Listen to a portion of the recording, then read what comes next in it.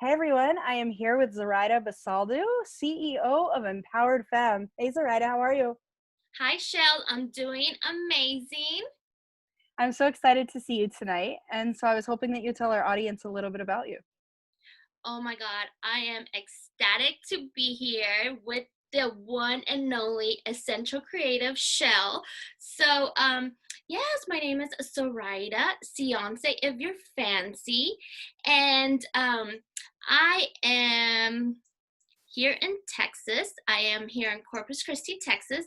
So we're like an hour. It's an hour gap here between you and me, but in thousands of miles. But yes, I am a chemical engineer.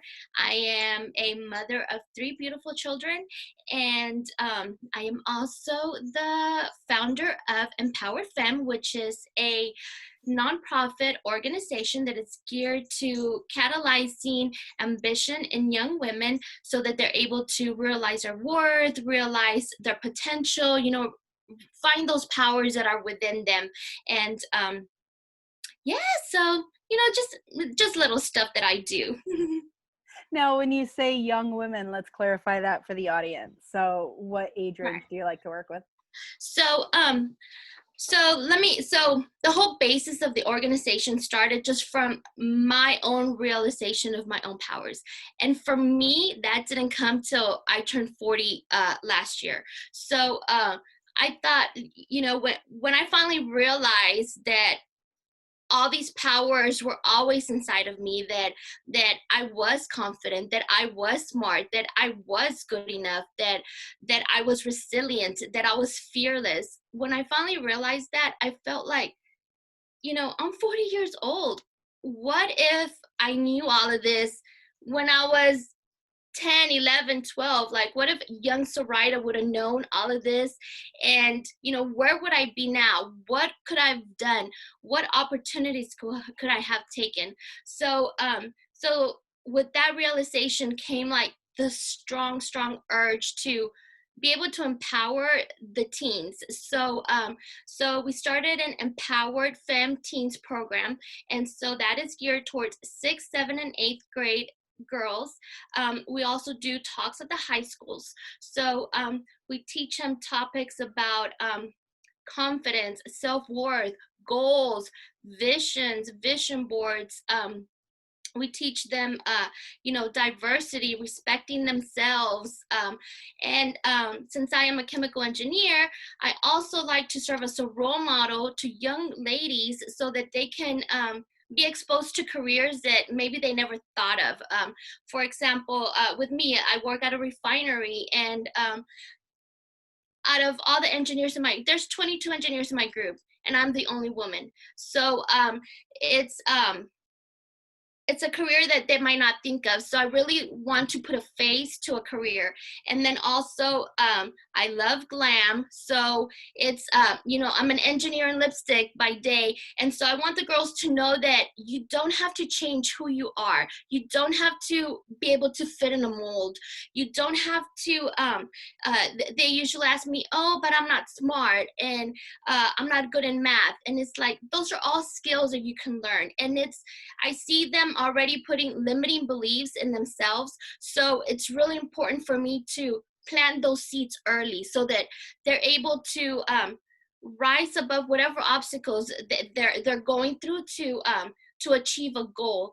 And so the program, we launched last year, and the community has like 100% embraced it. We've been at a local junior high, and then, like I said, we do talks to high school girls as well. But the little girls love the program. It's very compelling to see, them realizing things that maybe, they didn't know before, or just hadn't thought of, because literally our little girls, they're not worried about a spelling test. They really have life, like serious life problems and issues that they're already going through at a very young age. So it's as an empowered female myself, it's my duty to be able to give back to the community, and that's how I do it, by mentoring the young girls.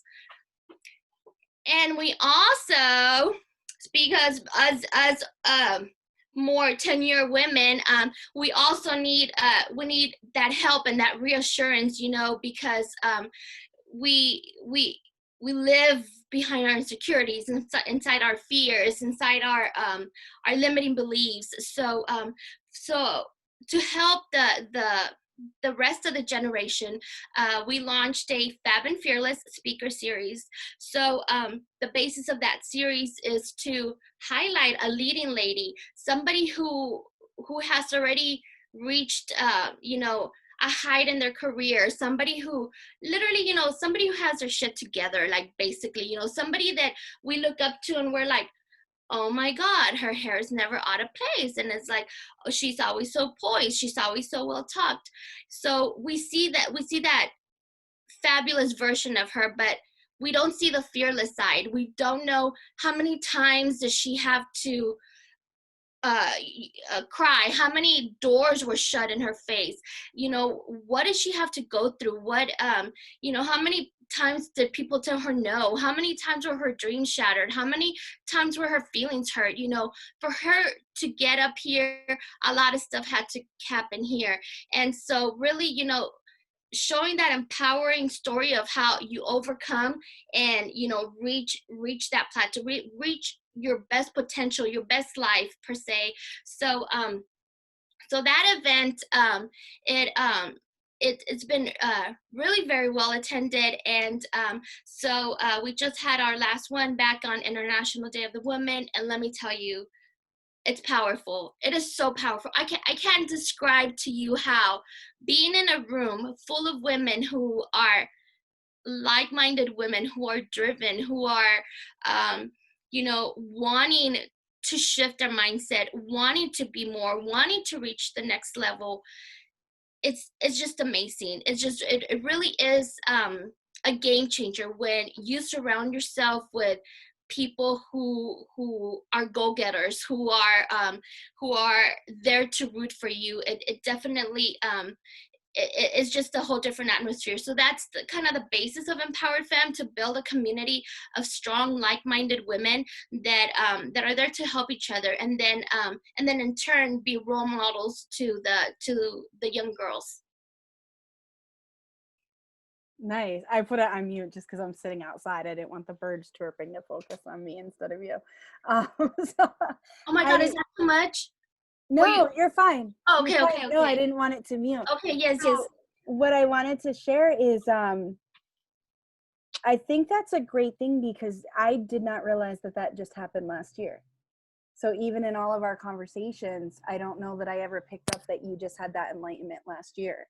For some reason, I've been thinking you had this like enlightenment about 4 years ago of realizing, what if somebody else, what if the younger girl felt this way? So that's really interesting to see how far you've come in just a year, and being able to. Yes, just last year. Yes. Wow. So some of the people who watch these, so obviously anybody on YouTube can come across it, but for the blog, most of my audience is writers, creatives. They're people who are starting businesses. Talk about what it was like. So you have this enlightenment while you're at work. What does it feel like? Like, what made you start it, or not what made you start it, but how did you start it? Like, did you? Yes. What was your move like? Talk Are we to recording? that person out there. Yeah, the whole thing's recorded. Oh, sorry. I thought you had said you put mute. Okay, I'm sorry. Okay, so this whole realization, came to me, and I thought, like I said, I really wish I would have known this when I was younger. So I thought, how can I do that? How can I reach the young girls? Through my employer, I would already participate in like STEM talks, career talks, just kind of, going through the motions of like, oh, I'm a chemical engineer, and to be an engineer, you have to do this. I went to this college and blah, blah, kind of just really career based. So when I wanted to do something for the masses, I started to say, oh, but I don't have a logo. I don't have a website. I don't have a following. I don't have a venue. I don't have, I started to disempower myself by putting obstacles in front of this. So I just one day I was like, you know what? I need to follow my own advice and I need to just launch with what I have. And all I had at that time was just like a Facebook page. And so from that Facebook page, then I got a logo, then I got a website. I started writing blogs. I started showing up for this community because, like I said, the women here embraced it. The little girls wanted it. It just really, really snowballed really quickly. And so I think to myself, like, what if I had, what if I hadn't done this? What if I had kept those limiting beliefs in my head, thinking that my voice is not strong enough, my mission is not good enough, who am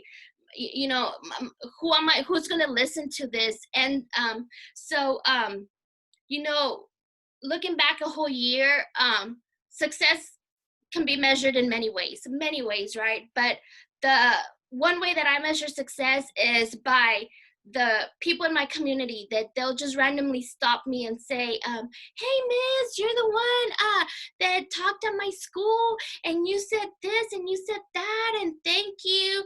Or, the older women who tell me, Zoraida, I really needed to hear that talk. That speaker that you had, she really spoke to me. Even a young man who stopped me and said, miss, you talked about engineering and now I am interested in engineering and I'm looking into mechanical engineering. So those are the ways that I measure success. And as cliche as it might sound, when people say, oh, I just want to reach one person, if I can change one person's lives, like, that is the most rewarding aspect of all of this. It's really the most rewarding to be able to make a difference, to be a woman of impact, to be able to serve, our community, and to really take action. I agree with you there. And I think, yes, it's cliche, but I think it's powerful as well. So many people think that they have to get into this because, oh, I'm going to be famous. I was actually, so I was thinking about that today, is that so many people feel like, well, what does my one voice matter to one person? But it's like, if you don't say that one thing and it affects that one person, what if that one person you affect is the one who will affect millions? Do you know what I mean? Like, imagine if, like, Beyonce is your girl, right? What if what if the one person who really influenced her, who truly is the, I don't know who it is. I don't follow Beyonce. I'm like the only one in the world. Sorry, Beyonce. But I connected with Zoraida, so you're still influencing me. Yes, Beyonce.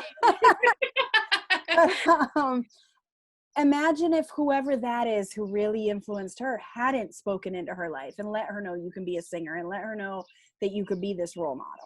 Then she may not be who we know. And, her and Jay-Z are doing some amazing things for the African-American community, teaching little boys and little girls who look like them that you can become more. I know growing up, the message always was, if you had certain color skin, you were kind of limited unless you could play sports. Almost every individual that's a guy that I know would say things to me like, well, I'm not good at basketball or football, who's African American. And it was like, well, so couldn't you be, this, or you're an amazing artist, or you're an amazing, like, at math, why couldn't you become a scientist? And we grew up, I mean, I'm only 40 like you know what I mean? So it's not like we grew up in a time of segregation. That shouldn't have even been a conversation. So I love that you're willing to admit if it is just one person, I think we all need to look at it, because we don't know how many people the people we impact are going to impact. Yes. I'm glad you said that, because it's a ripple effect. Because when I started this community last year, the women around me, I saw they saw my enthusiasm, they saw my eagerness, and they saw me take that step forward. They saw me take the risks. So just from that small group of women, from there grew, one of the ladies that had opened up her own book club. Another girl launched social media, like a little marketing agency. Another girl decided that that she was going to go back and finish her real estate license.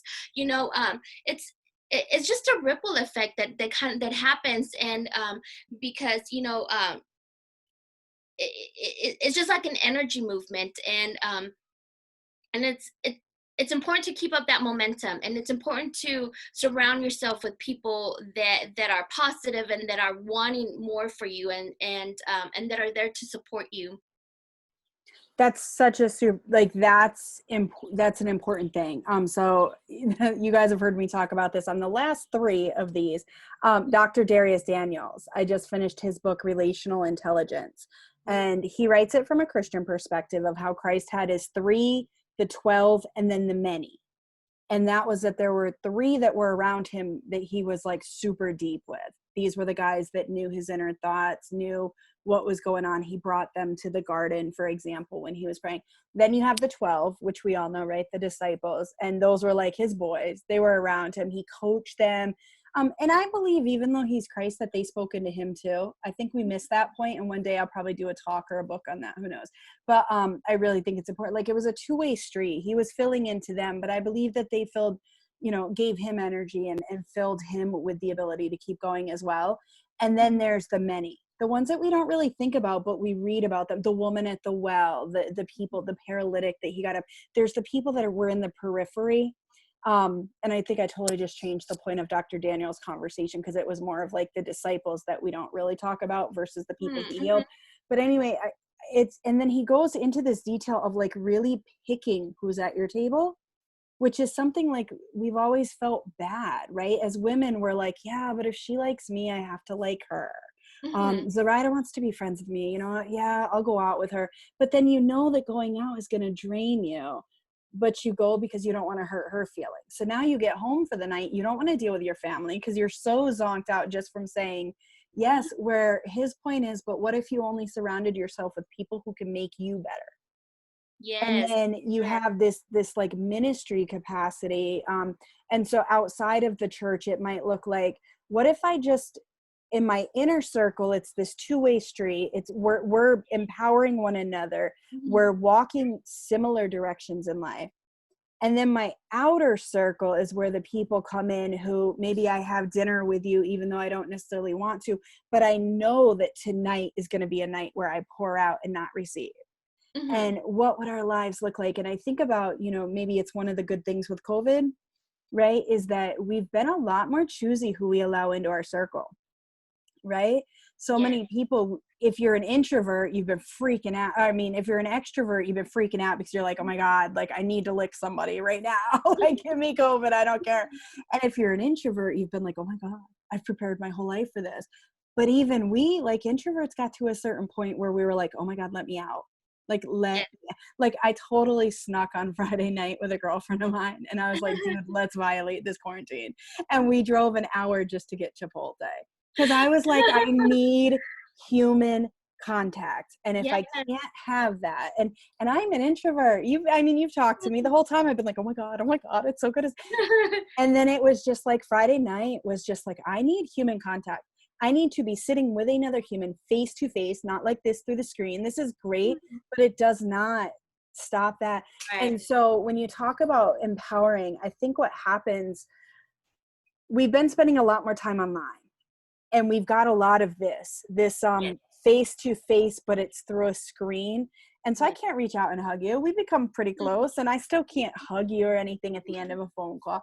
I can pour into your life, but only so much, because I can only see what you show me through the screen. You can only see what I show you.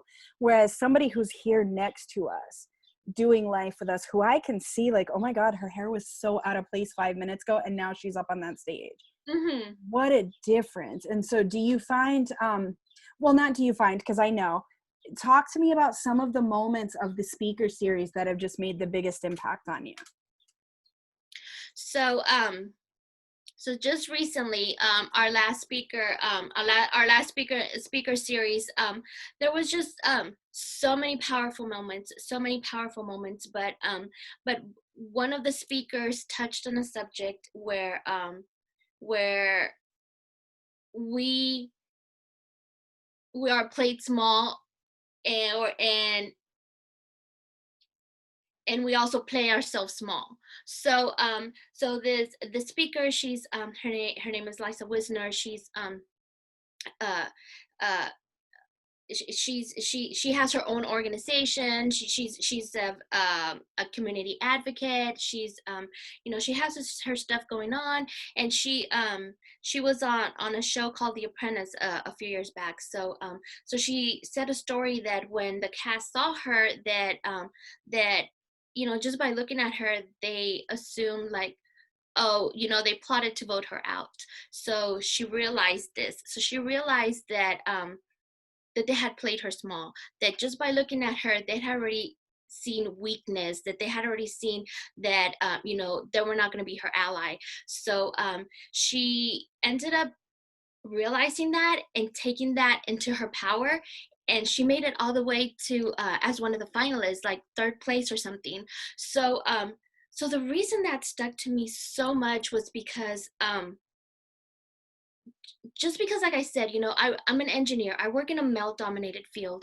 I walk into a conference room. This is where you're going to see. You're going to see a flat iron, straight hair, and you're going to see lipstick, and you're going to see lashes, because that's just who I am. You're going to see nails. You're going to see glam, but you're also going to see, my Nomex, my hard hat, you're going to see Zoraida the engineer, and but that first perception is like, oh, she's young, she's not smart enough, she's a girl, she's the wrong gender, she's this, she's, and so for us women, it just makes it twice as hard to be able to prove ourselves, to be able to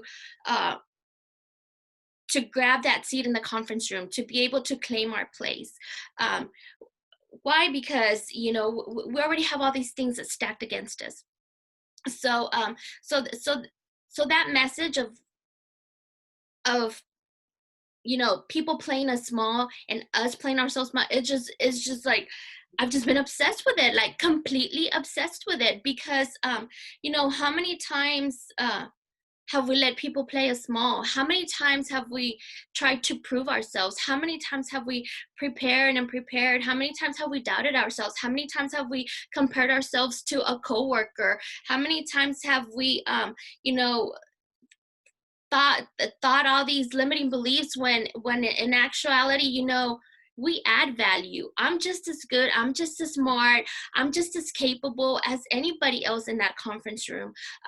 However, we need to be able to realize that. We need to be able to see when those things are happening. We need to be able to recognize that, and be able to stop that, so that we're not holding ourselves back. Because for many years, like I said, people would always see things in me that I didn't see in myself. They would be like, oh, Zoraida, why don't you apply for this? Why don't you try this? Why don't you try that?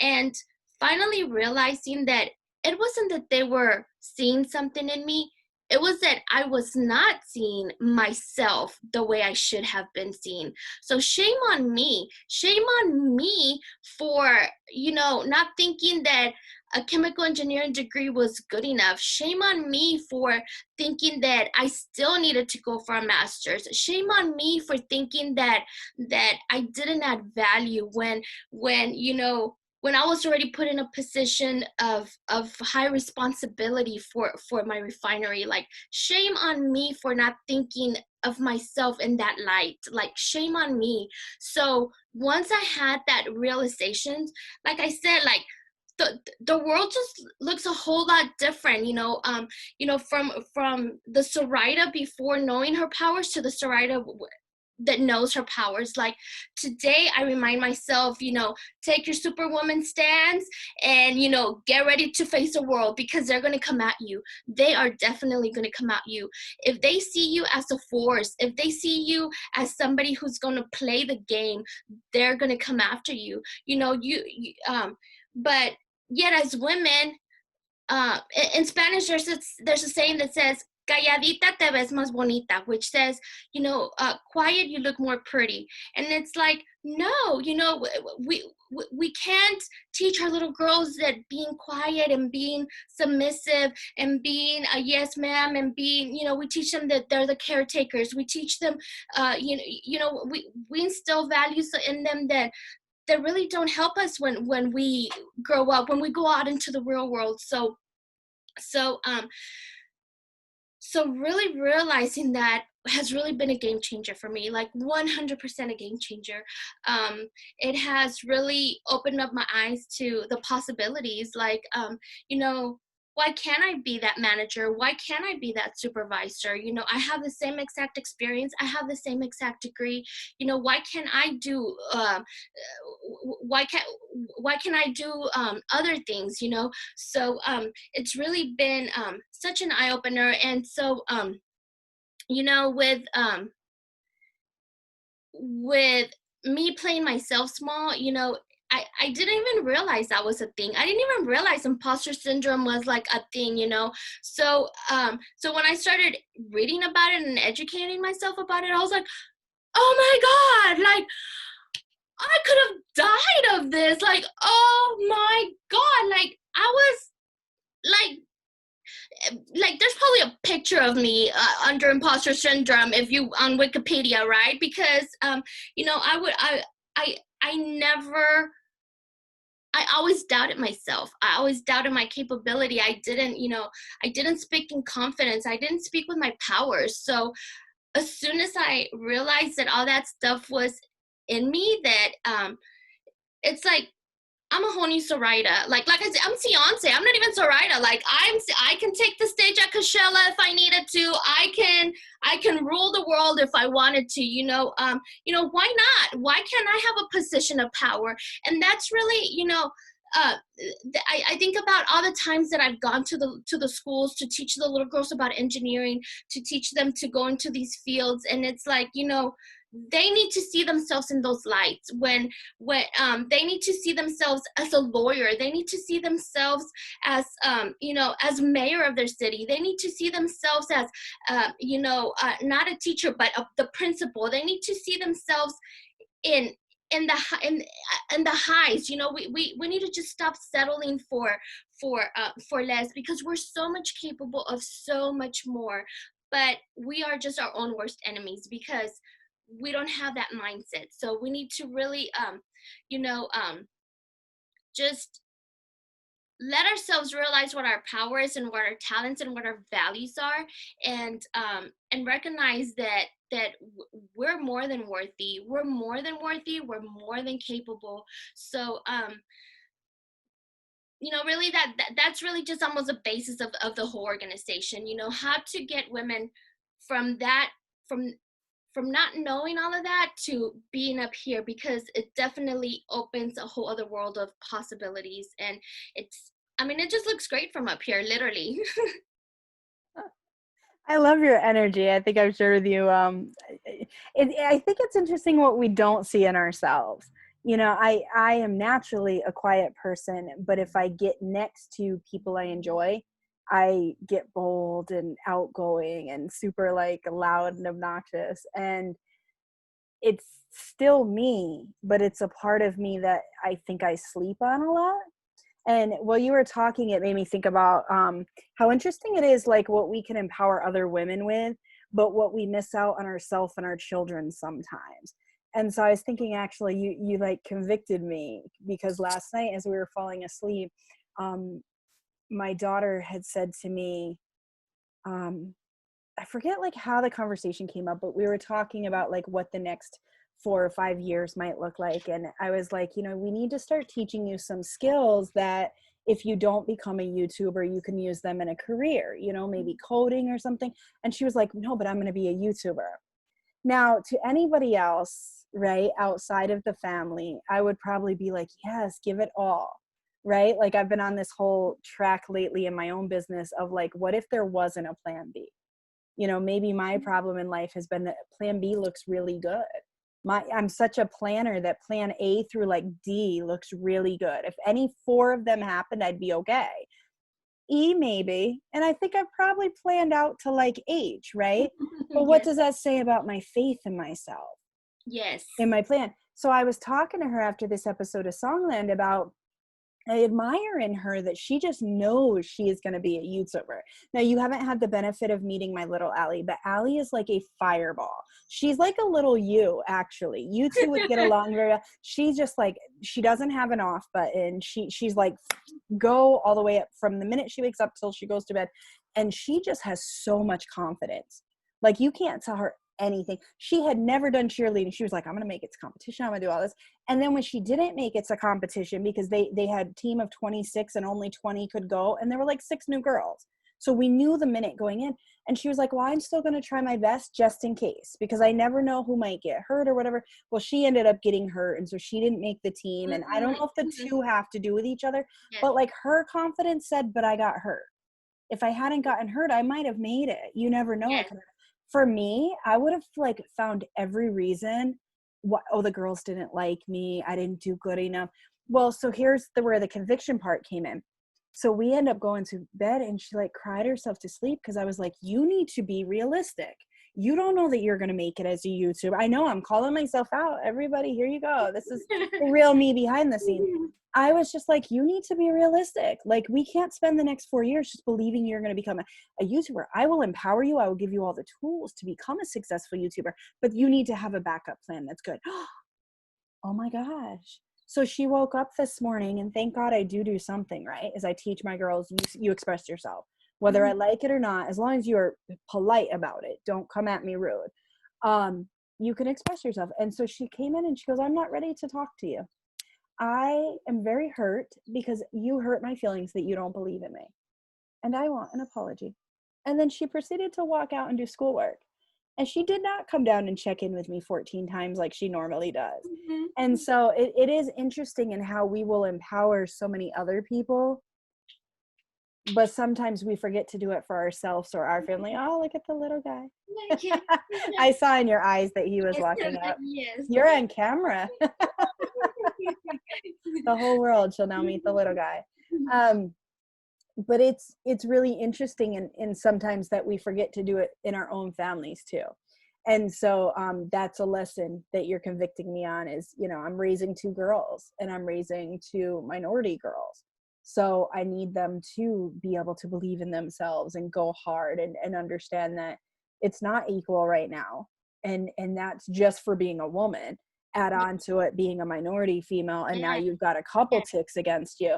And so how do I empower you to be so much better? And so that's why I love that we connected, because I learned so much through you to help them better that, you know, I might not have seen that with myself a year ago or 6 months ago before working with you.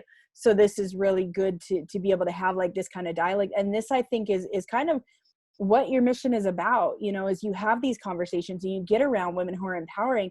And so your intent wasn't to be like, hey, Shell, you shouldn't have said that.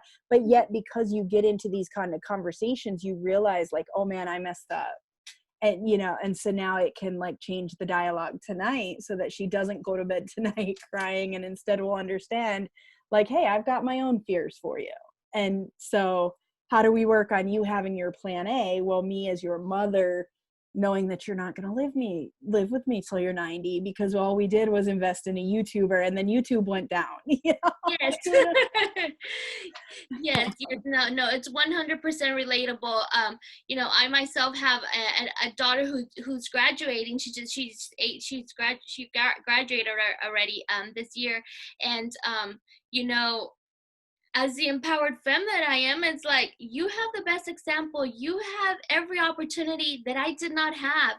You have, you know, absolutely everything. And she hasn't decided what she wants to be, what she wants to do. And that's totally okay. But with me, it's like, how do you not know? How could somebody not know what they want to do? By this Right. time I already had goals for myself, and I knew I knew I wanted to be an engineer since I was 11. But we're all different. We're all, and this brings me to another thing, which is you know I always hear I always hear this quote is like, stay on your own lane. And that is so relatable, because a lot of times we see people that have oh, she already has a car, she has a family, she has this, and oh my god, I want that too. Or whatever it is, and it's like, it's not our time. It's just isn't. We're you might be working to a goal, and somebody might get there faster than you. But we have to recognize that we're not all going to get to the finish line at the same time, and that we can be looking at the other lane, like, oh my god, let me try and trip her, and like, why did she get there faster? We trained the same, you know what I mean? It's just it's just how it is. We go through seasons when we're more driven than other seasons. So we have some people have the privilege of having a paid for school. Other people, we have to work, get school loans, get a part-time job. You do what you can to achieve those goals. But it's definitely hard as a mom to see. We want the best for our children, and that's a big struggle for me right now. That with my daughter, I I have her life planned out, but that's my plan. It's not her plan. Right. So it's definitely a struggle. Yes. I can understand that, because my 25-year-old, it's sometimes, and it's interesting too, because I'll look at her and I'll be like, at 25, I was already married, blah, blah, blah. And then it's like, yeah, but you were a teen mom. So am I wishing that you became a teen mom? Like, no. Yeah. And so it's interesting, because I have to remember she's happy. And at the end of the day, I think you're right. It's like, we want to plan. As you were talking, this came up to me, is there's this song I love. It's from the movie, uh, well, it doesn't matter. But Gwyneth Paltrow, Country Strong. Gwyneth Paltrow did a movie, Country Strong, with Tim McGraw and a couple other people, and it's about this country singer. She's going through some issues, and just how she comes. And throughout the course of it, she meets this guy, and they have like this emotional affair. And he writes her this song. And while that part doesn't relate, the words do. And the song is actually written by Trace Atkins, or it's sung by Trace Atkins. I'm learning that not all songs are written by the people they're sung by. But so Trace Atkins sings it, and it's called Timing is Everything. And it says in the chorus, it says, I could have been a child that God took home, and I would have been just one more unfinished song. And when it seems that the rhyme is hard to find, then that's when one comes along just in time. And then it says, I remember the day that our eyes first met. You ran into the building out of the rain because you were soaking wet. And I held the door. You wanted to know my name. Timing is everything. And he goes into like, if I had been just a minute late, they Yeah. never would have met. And their meeting and that emotional affair is what led to the woman being able to express herself to her husband. And so it was really interesting, because the whole movie is just a really good movie, and the soundtrack is great. But I love that song because I think, especially being over 40, there's all these goals. Like, I actually shared this in the last one as well. Is like, at 30, I had everything. I was married. I had the 2.6 kids. We had been a foster family. We had 4 dogs, literally white picket fence and a white house. And then I was 40, and I had been divorced for 9 years, and I had moved back in with my family. And so all of a sudden, like, I felt like such a loser my 40th birthday. It was so tough. Like 30, I was like, man, I'm ahead of the game. I have everything that I was told. I had the 6-figure career. I had like so many things. I even published like I think I missed 30. I didn't publish my first book by 30 under my own name, but I had started writing it, and then I got featured in an anthology. And so I was like, okay, cool. And so I guess like that's to say 2 things. And one is that we start to settle the older we get. And that is so not okay. I feel like the older we get, the more skills we have that should let us know that every failure leads to a point of success. Every failure, you know, like muscle failure, and I'm not at all a workout enthusiast. I'm sure you couldn't tell, but I'm like, there's muscle failure is what you lift weights to, right? To that point where the muscle fails so that it can break and get stronger. That's how I understand it. If there's a personal trainer watching, feel free to correct me, but that's how I understand it in my mind. And that's why they say pain is gain, you know? And so it's like, you know, I even think like recently we were talking about diamonds. In order to get that diamond, that piece of coal had to, right? You being a chemical engineer probably understand that even better than I do. So it's like all these things that are beautiful things, grapes crushing to become wine. And yet we want everything like, yeah, but give me olive oil without the olives being crushed, you Yes, know, or we give want the me the crock seed. pot. Yes, we want the fat, the microwave, the fast and now, you know, the I feel like we want, you know what I feel like we want? Remember is that we were talking about this in our last conversation about like the reveal. We want where it's like oh literally 1 minute broken and then you wheel it away in the next minute, almost like Martha Stewart. Remember yes, the old shows and it was like, you just throw all these ingredients in and voila, beautiful cake, beautiful. uh-huh. And you were like, I mean, as a kid, it was like, oh my God, I want one of those ovens. It was so fast. And I feel like, and I am guilty of this too. Like in the last 5 years, it was, and really the last 3, but it's like, no, but I want that.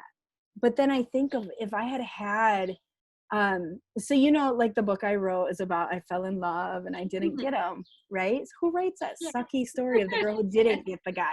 That's Yeah. me. I've always liked to go against the grain. But I was talking with a friend and I actually said this to him recently is could you imagine like if we had gotten together? Let's Mm, just say you did fall in love with me. And I said, we would have been married by now. We would have hated one another. We would have adopted at least 2.6 kids, of which I'd have been hating because you made me do it, not me wanting to do it. And like, I remember like saying to him essentially, like, I wasn't prepared for it. So had we fallen in love together, it would have been a very different experience for me than to be able to have this beautiful experience of I like actually learned that I could fall in love. And mm, it didn't matter what he felt. It didn't matter how the other person received it. What mattered was what I felt. What mattered was that I was willing to do that.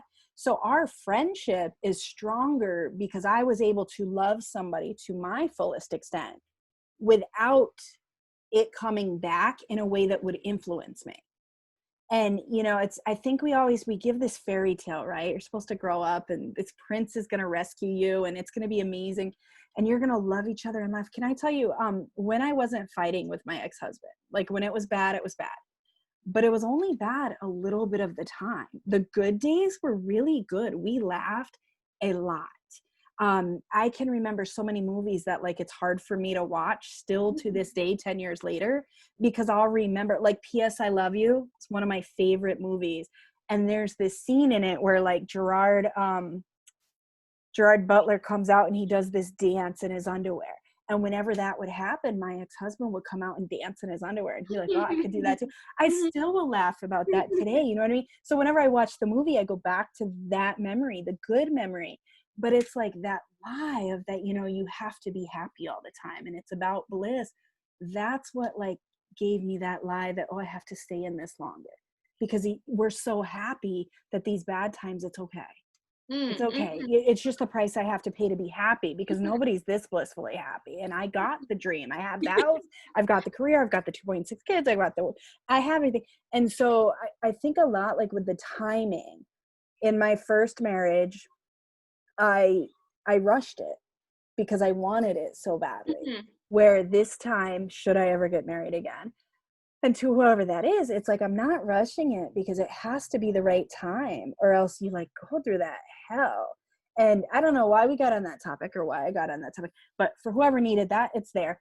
I think that's part of empowerment is being able to have these conversations. And so to wrap up, because I know we're coming across the 8 and 7 o'clock mark,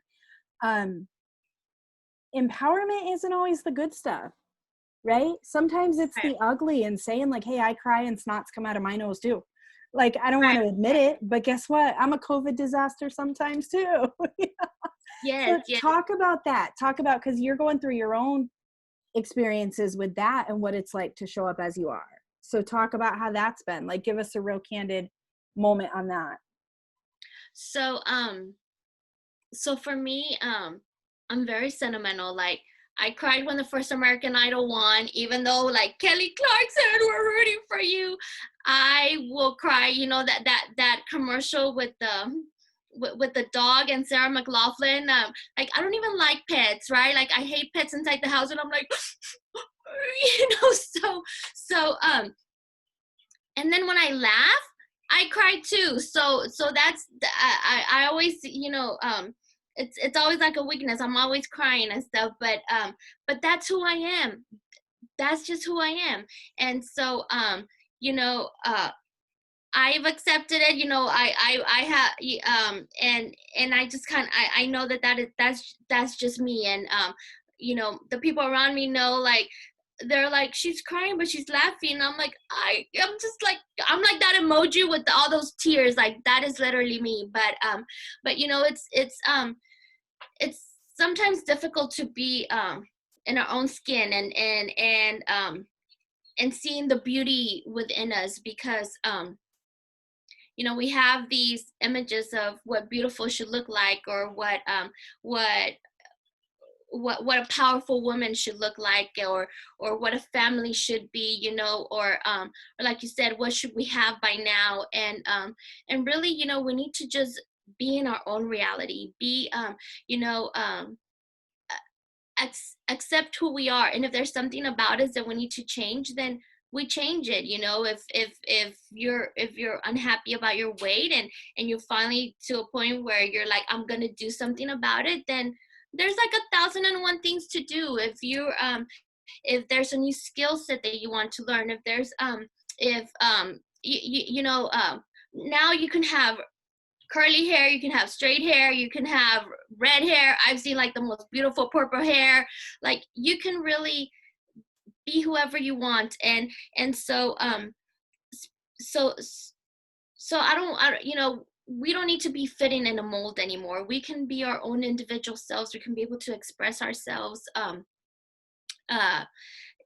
you know, like I said, in engineering, you might think of an engineer more of somebody who looks like a bookworm, somebody who likes to read, you know, somebody who, so you might not expect, a lot of times when I go out in the field, they think I'm an inspector or the safety person. I literally had a gentleman, like, just like look at me like he had seen a ghost, and he said, oh my God, like, in all my years of working in refineries, I've never seen a woman in a refinery.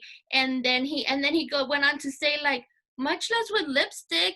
And I'm like, if I could wear high heel steel toes, you better believe I would be walking around here with high heel steel toes. But you know, it's very shocking sometimes, you know, for people to see women in these roles. And you know, not only engineering, maybe, you know, women as police officers, or women taking roles that we would women who are electricians, women who are welders, you know, women who who really, you know, came out of their comfort zone and said, you know, this is what I like, this is what I want to do, and I'm going to do it. I don't have to fit a mold, I don't have to be a certain way. So, you know, we talk, you know, about beauty, and beauty is really, you know, what's inside of us. You know, beauty is going to radiate no matter what color your hair is, what if you wear makeup or not, if you like wearing sneakers, if you like glam. You know, beauty comes in all different shapes and sizes. And so so it's really important for us to you know, to value ourselves and love ourselves. That's you know, that's key. So you know, when we value ourselves, then we think about things different. You know, like, am I willing to put up with that relationship because I'm not, you know, I'm not like how they say, like, oh, you're not just a bag of chips. And it's like, no, not even the dinner. I'm like, I'm the dessert.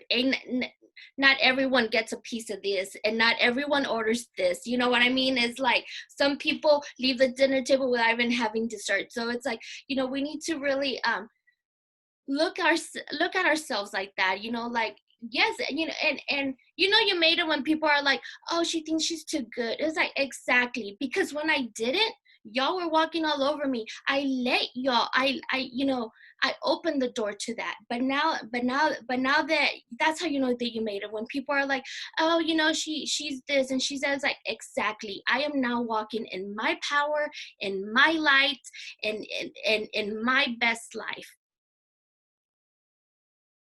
Oh my, I was on mute. I love that. Oh my gosh. Okay, so first of all, I always love when there's like a good quotable just mic dropped, because they make it so much better for marketing. But I want us to all hear that, and that is that we've said it about women all the time, is she thinks she's too good. And you're right. I should think I'm too good. So to go the completely other way of what you were saying, I wrote actually about on my blog many years ago, and I wrote about how I've always felt like the bottom level clearance. And at that point of my life, do you know what felt like it would be better? To be top shelf clearance. Still clearance. But yet that was where I had to start. Baby, your name brand, girlfriend. Like, you don't even need a coupon. You need to think of yourself as, like, the one that only certain people can buy. It ain't The Lamborghini we were talking about. Oh my When God, do you ever see a Lamborghini commercial?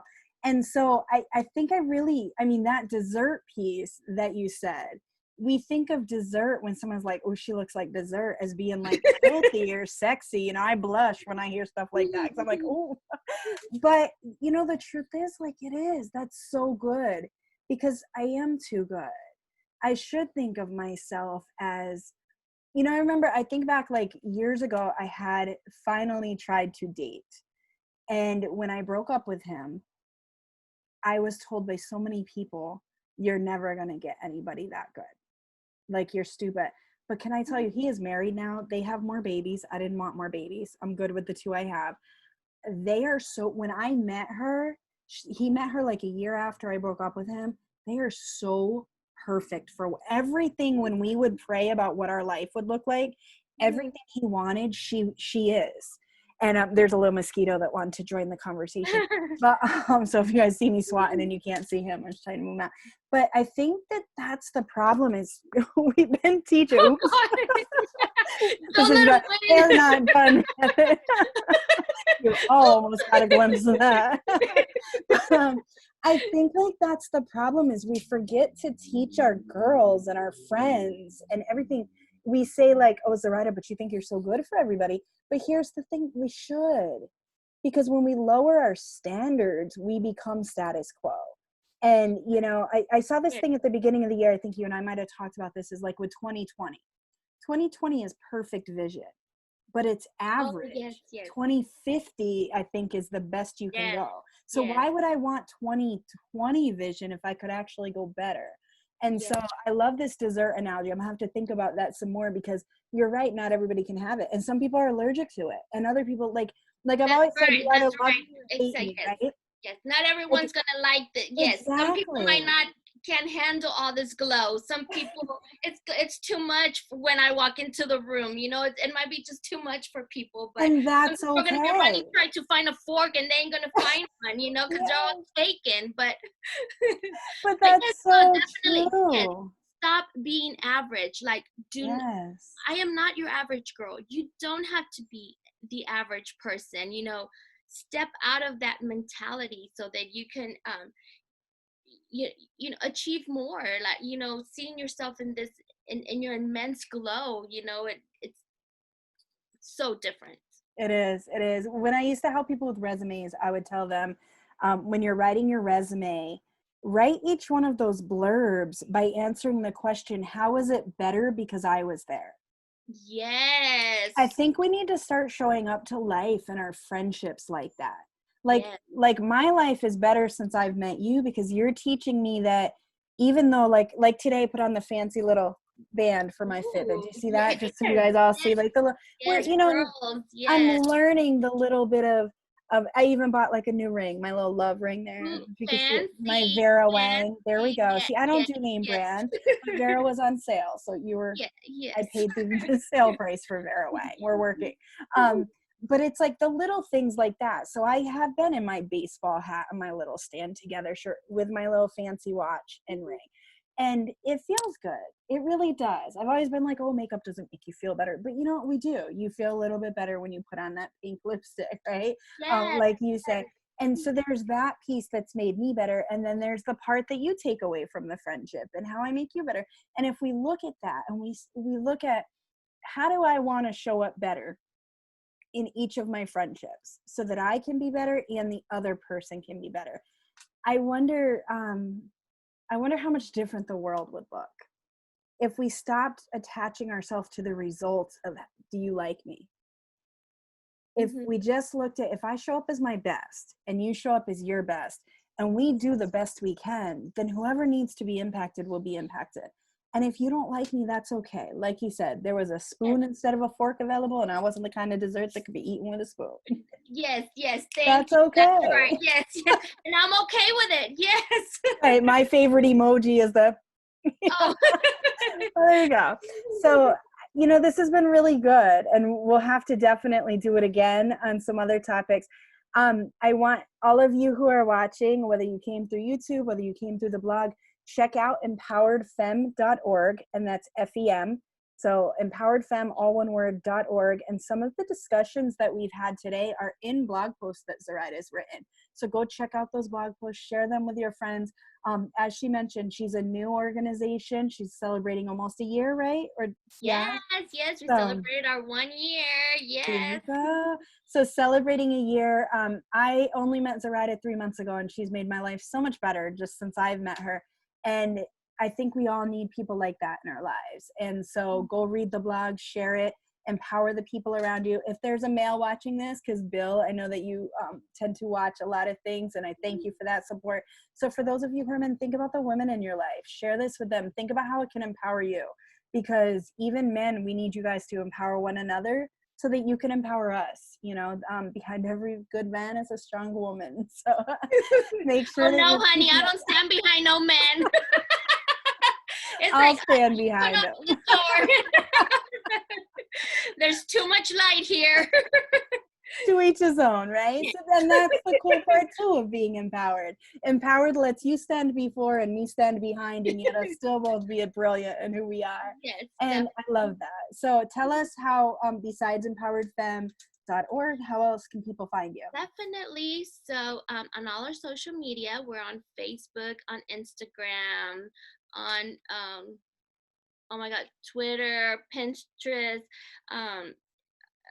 YouTube, I don't know, the 5 o'clock news, for all I know. I don't know. It's right now there's so many ways to market an organization that it's like I can barely even keep up. It's just too much.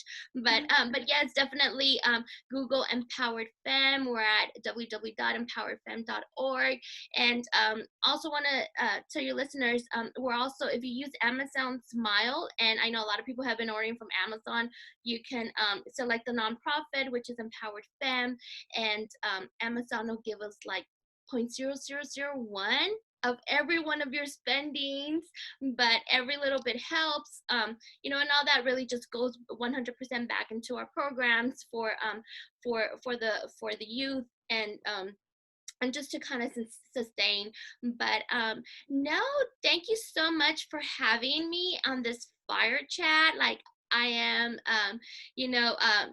I met you through the power of social media, and there's really no coincidence. I think that the connections that you're supposed to have, are gonna happen. So for me, that was my connection with the beautiful Shell, and I am like eternally grateful to the universe, God, to TMZ. I mean, it's just been a match made in heaven. So I'm so grateful to be part of the Essential Creative, and really have gotten to know you. So air hugs all the way from Texas.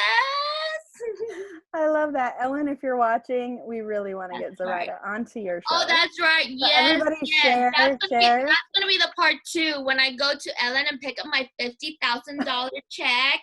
Like, that is gonna be epic. Yes, Shell. Yes. That's what we want to make sure happens. So share this if you enjoyed this chat. Make sure that you share. guys, in all, like, that's serious too. We do want to be on Ellen, Zoraida, to be on Yes, Ellen. 100%. But also just remember to share this. Whoever came to mind while you were watching this, make sure you share it with them. It's really important that we empower each other. I'm going to close because I just don't feel right and true to myself without addressing it. So I am going to close with saying that we are out here for everybody. You know, this wasn't just towards a specific kind of woman. Yes, we are, both of our businesses are mainly directed at women, but like Zoraida shared, there was a young man impacted by a talk that she did. And so while what we do is mainly geared towards women, we are both here so that we can empower people and so that we can work with women of all races. And then if you get a benefit from it, then take it and empower the women in your lives as well. So there's a lot going on in this world today. If all of us felt a little more beautiful, a little more empowered, maybe we wouldn't be so ugly to each other. And so do our best, everybody, so that we can stay safe in many more ways than it was a week ago. And this will go up on when you guys will be seeing it on Monday. So we thank you guys for watching, and just please stay safe.